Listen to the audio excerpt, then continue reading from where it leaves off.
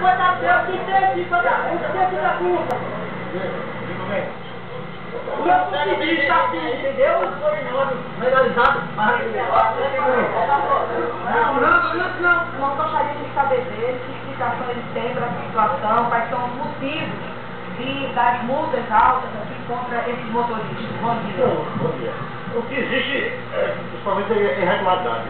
Em todos os tipos, a gente não só aborda 0 mil que faz a frota da navio. Todos os tipos aí, moto e carro de passeio, tudo.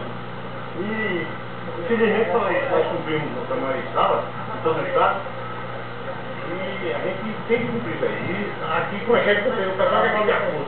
Nós não podemos fazer acordo com ninguém. Tem que procurar os canais competentes para ver se há uma possibilidade de resolver. Quais são as principais irregularidades?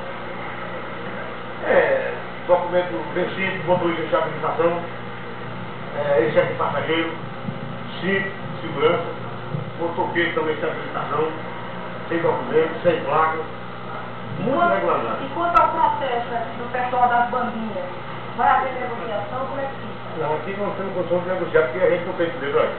Só o nosso superior. Só o superior. Nosso superior só a gente pode fazer. Eles alegam aqui que só vão retirar os veículos, só vão abrir a estrada depois que houver negociação. Eu acho que não é por aí que deve resolver. Não há condição de resolver nesse motivo. Tem que procurar os canais competentes para anunciar a possibilidade de resolver o problema. Muito obrigada, senhor.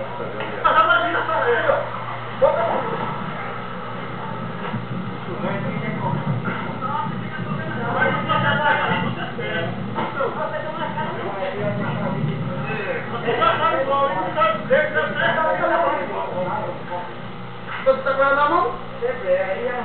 Né? Tá apagada. Tá apagada. Tu não. Tu não. Então faz família. Do mesmo jeito que o senhor chama o senhor de senhor, quero que o senhor me chame de senhor também. Só pra tu mandar tu não. Certo, doutor?